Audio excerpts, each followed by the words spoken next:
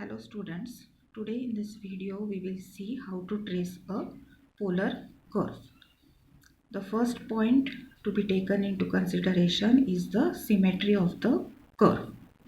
Now to find out the symmetry, we'll consider some points.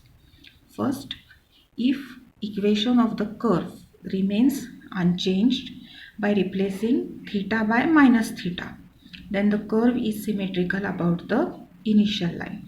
That is, we'll replace theta by minus theta and see whether the equation remains the same or it changes. If it remains the same, then the given curve is symmetrical about the initial line.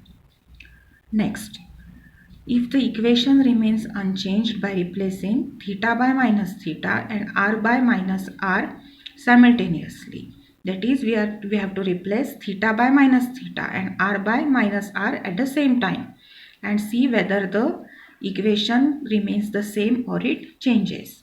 And if it remains unchanged, then the given curve is symmetrical about theta is equal to pi by 2. Also, if you can see the same symmetry also exists if the equation remains unchanged by replacing theta by pi minus theta.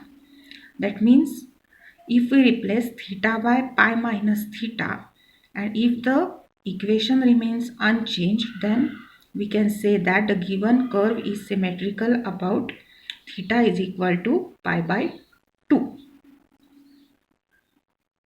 Then next, if the equation remains unchanged by replacing r by minus r, that is, if we replace r by minus r and if the equation remains unchanged, then the curve is symmetrical to the pole. Then next, we have to see whether the given curve passes through the pole or not. Now, the curve will pass through the pole if for some value of theta r becomes 0. We'll see how.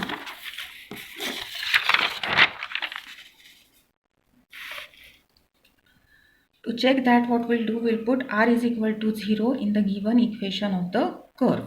And if we get some value of theta, then the curve passes through the pole. And these values of theta which we get, they are tangents to the curve at the pole. Then next, we have to prepare a table showing the values for r for different values of theta.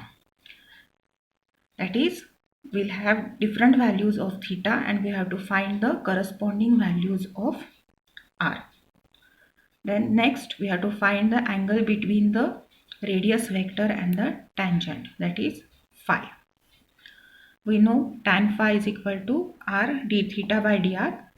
So we can find out phi, and from that we can find out whether phi is 0 or pi by 2, which implies whether the tangent it coincides with the radius vector or it is perpendicular to it. That is, when phi is 0 degree, we can say that the tangent coincides with the radius vector, and when phi is pi by 2, the tangent is perpendicular to the radius vector. And then we have to find the region of absence for the curve and asymptote if any.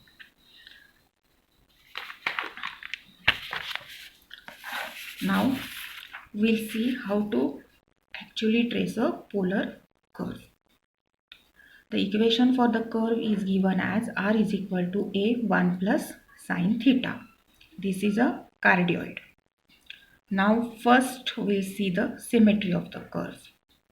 For that, first we'll replace theta by minus theta. So what we have the equation of the curve as r is equal to a1 plus sine theta. So what it will be, r is equal to a1 plus sine of minus theta. That is equal to a1 minus sine theta. You can see that the equation changes. Hence, the curve is not symmetric about the x-axis. Now next, about the line theta is equal to pi by 2. For that, we'll replace r by minus r and theta by minus theta simultaneously.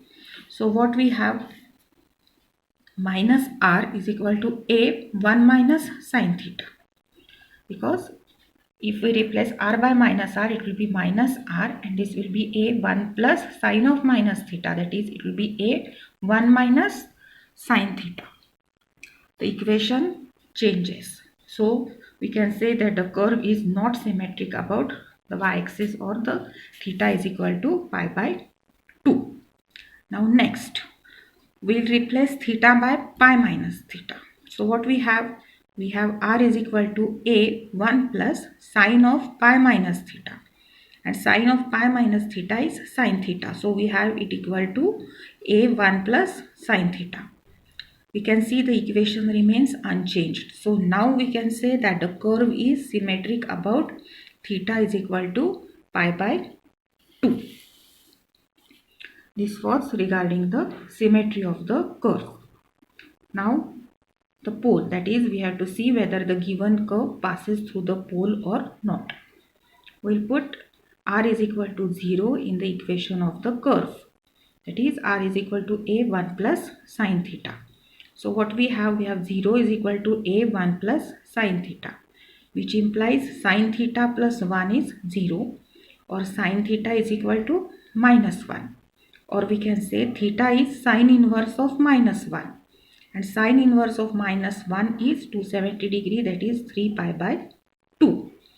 Now from this we can say that the curve passes through the pole, because for r is equal to 0 we are getting some value of theta, which implies that the curve passes through the pole, and theta is equal to 3 pi by 2.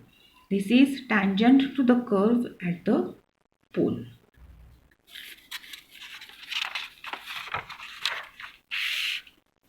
Now tangent at special points. This is the equation of the curve. We'll differentiate it with respect to theta. So what we have, dr by d theta is equal to a cos theta. So d theta by dr will be reciprocal, it's 1 upon a cos theta. So r d theta by dr, it will be how much? It will be r upon a cos theta, which is equal to a 1 plus sine theta upon a cos theta, which is equal to 1 plus sine theta upon cos theta. Now this r d theta by dr, it can be written as, for simplification, 1 plus cos of pi by 2 minus theta, because cos pi by 2 minus theta is sine theta, and this cos theta can be written as sine of pi by 2 minus theta. Now for convenience sake, we'll say that this pi by 2 minus theta, let it be equal to alpha. So what we have, r d theta by dr is equal to 1 plus cos alpha upon sine alpha, and 1 plus cos alpha can be written as 2 cos square alpha by 2, and sine alpha can be written as 2 sine alpha by 2 cos alpha by 2, which is equal to cos alpha by 2 upon sine alpha by 2, which is equal to cot of alpha by 2 on simplification.